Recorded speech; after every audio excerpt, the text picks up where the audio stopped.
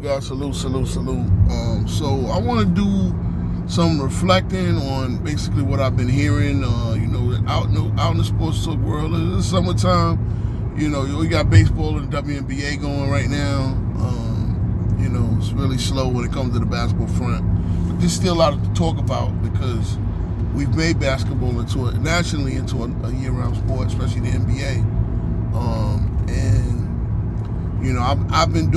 I've been trying to, struggling to get to content. Not even struggling, because I think it's a good time. Like I said, in the summertime, these dog days of summer, with the NFL about to start up, to talk about legacies, right? Because a lot of this is going into what we've talked about,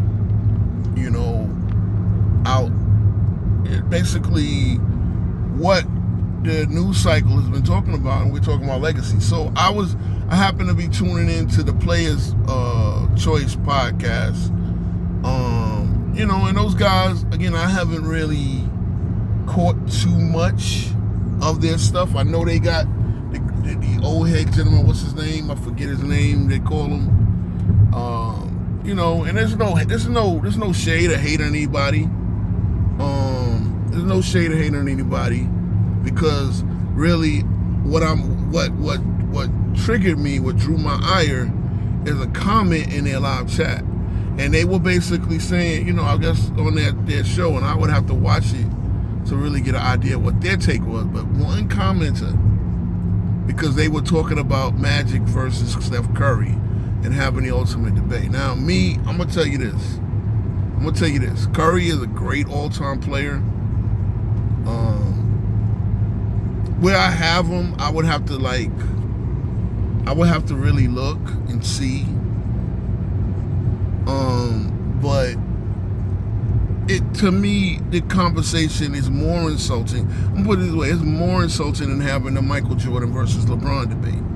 At least there's some discussion there, because when you look at LeBron's overall resume, yeah, it is pretty staggering.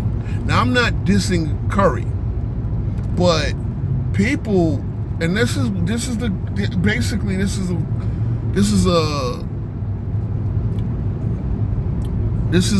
byproduct of the LeBron Jordan debate, because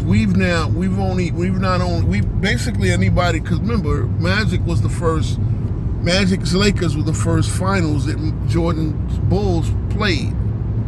And we have gotten to the point where we say stupid shit. So we say so much stupid shit that it's acceptable to hear something like free throw merchant. Free throw merchant, because there's gonna be a whole bunch of things, right? But this guy called Magic a fast break merchant. And that one I just had to take a screenshot of it. I'm gonna put it on my community post so people see that I'm not capping. And again, this is the guy in the picture. He looked like a grown man. Obviously now, grown man, 20, you can have this whole full beard and all this. The guy Ice on the Joe Budden podcast, who said, I ain't never watched the Cosby Show. Like, dude, you got a gray beard. I don't know if you color it that way, but your beard is gray. And you're telling me you were too young to have ever watched, or just didn't have interest. Whatever it is, that's fine. But we're at the point where these takes are so ridiculously stupid. Basketball 101, full court basketball 101 at that. One of the biggest and easiest way to score the easiest point you can score is getting a fast break. Points in transition is one of the key factors to the game of basketball. I legitimately gotta ask this man, what the hell is a fast break merchant? What would possess someone to say something so asininely stupid? I don't even know if asininely is a word. But guess what? Yeah, that's an adverb. Asinine is an adjective. Asininely has to be the adverb. It's stupid. The easiest way to score is to have a man advantage. Soccer, football, all of the sports where you have to advance the ball. In baseball, they use the shift because that's the one sport where it's a grid, and you use a shift for defensive purposes, because when you know where the player is likely to hit the ball, you want as many defenders there to cut off the ball for it to not go into the outfield to advance the runners. Hockey, the power play. What, bro? It's a net sport. The idea is to get down the court fast as possible. Beat the this is the problem. This is the problem. You have grown men who legit think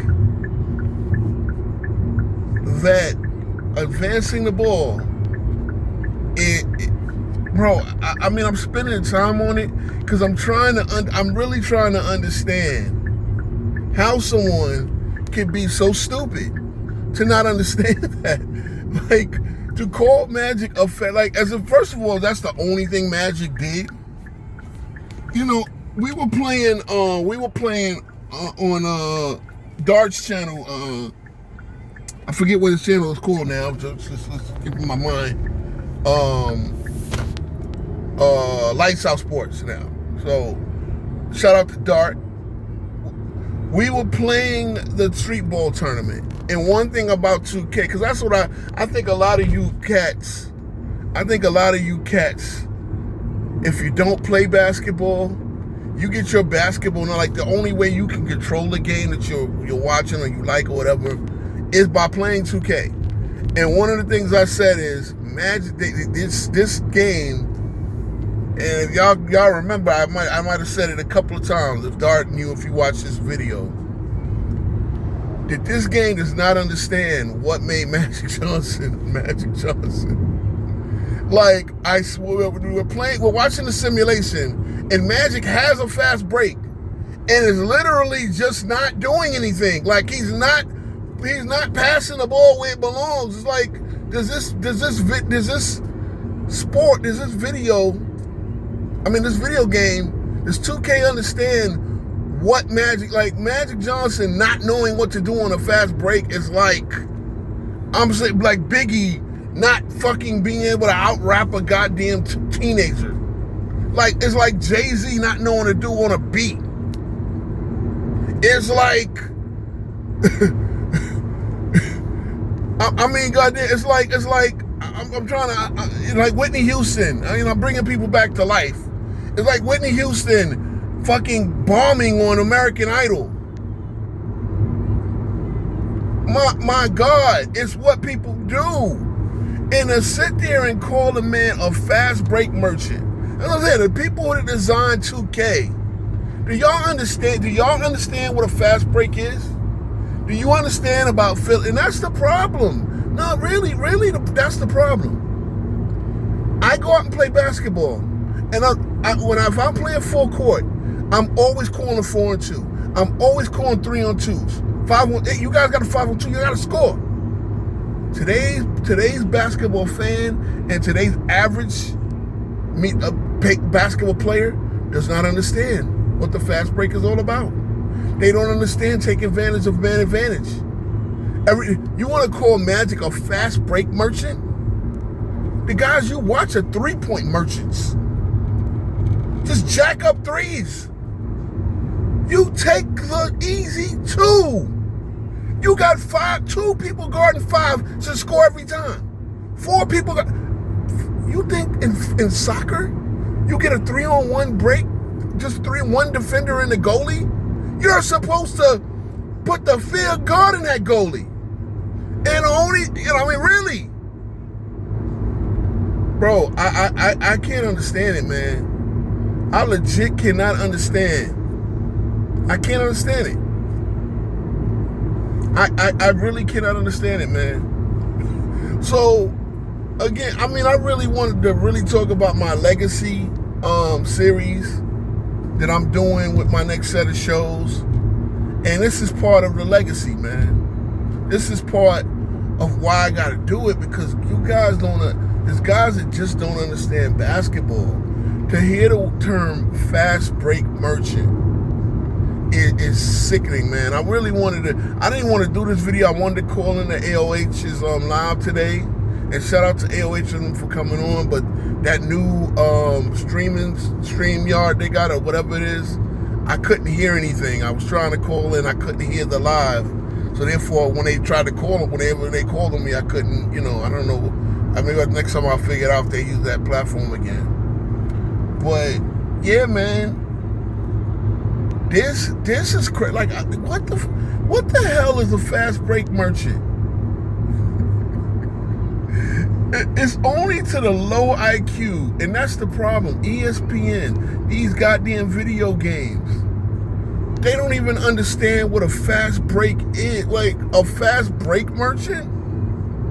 You're literally supposed to get the power play in hockey. If you understood hockey, if you, like, what you flood a zone. If somebody's playing zone in football, you flood that zone. If you got a guy, bro, I don't understand it.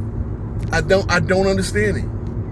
This is why one of the strategies to stop an elite scorer is double teaming. The more people you put in an area of weakness or an area of strength for the defense, an area of weakness for the offense wants to flood an area of weakness for the defense. The defense wants to stop an area of strength, so you put two guys on. That's why the double team. It's like, next thing you know, we're hearing double team merchant and stupid shit like that. There's so much. I'm sorry, bro. It is mind numbing.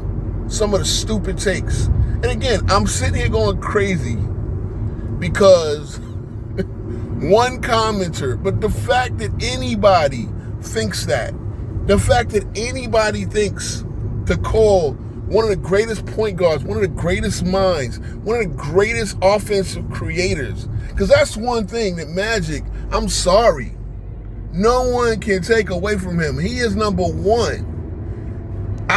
He's not my GOAT, he's in my top 5. But you're gonna sit there and tell me, again, Steph Curry changed the game with the 3-point shot. But Steph Curry don't even lead his team in assists most years as the point guard. So how the hell is he the greatest point guard of all time? Because now we're in an era where the point guard's job is to shoot and not create the offense and not set the tone. That's why I say we're in an era where there aren't any point guards. It's like 5 or 6 point guards, true point guards left in the league. My team has one of Jalen Brunson. Sometimes I don't think he's a true point. I really don't. I think he has point guard tendencies, but he's too much of a scorer, looking for his shot rather than his first job of setting the offense. Now I get the game goes through transitions where, now an elite point guard is expected to get 27, 28 rather than get 10, 11 assists. I get that. But you can't tell me there's no happy medium. You can't tell me that Steph Curry's job is not to get a couple of lobs up there to his guys. Steph Curry's job is not to just hit threes. It's great that he hits threes. But if you're going to put him in there with Oscar Robertson, like, when did he pass Oscar Robertson, bro? When did he pass Mr. Triple-Double? And I know we're at the point where when Russell Westbrook gets 4 triple-doubles in a row, we scoff at that. Again, I'll say this. When Russell Westbrook has an off shooting night, he can do 4 or 5 other things to help a team win. When Steph Curry has an off shooting night, he's useless. Next to useless. He's not particularly good at defense. He's not a good rebounder. He's not a good table setter and playmaker. His job is, again, he stretches the floor He does stretch the floor. But does that make see, Magic literally made he got his team off to the races. The Lakers were successful as they were because of that reason. To call him a fast break merchant. When every sport it involves advancing the basketball, rugby, it involves like you find a weakness in the defense and you get the rock there. You find a weakness in the defense and you push the rock fast. These guys will sit there, the other team does not get back on defense and they'll slow up. Like I have to wait for the defense. Are you kidding me? Oh boy. Listen, man. I'm just, sometimes I can get emotional with this. I just like it because I gotta be reminded and I gotta start being clear why I want to get into content creation. And a lot of times I'm just like, I just couldn't believe what I'm reading, man. I couldn't believe what I'm reading. Fast break merchant. That's the first. That's like saying Wayne Gretzky was a fucking, like, your literal job is to score. Like Wayne Gretzky would lead the league in assists with hockey, and his teams would score the most goals because of Wayne Gretzky's skills. The Lakers were the best offense because they got out and ran the fast break. They ran. Not only would it wear down the other team, it would wear you down defensively, but it would score a lot of buckets. It inspired Riley to make sure that the Lakers were in best shape. All right, guys. But yeah, check out my Legacy series, man, because I can't wait to get to Magic. I'm gonna definitely bring this crazy conversation or this crazy talking point that this gentleman had up. Catch me on 10 Toes Down Tuesdays and Thursdays, 9:30 Eastern. I'll try to always start around that time, and I'll talk more about the Legacy series, man, because Magic's legacy and Curry's legacy for two, they need to be put in better lights. All right, peace.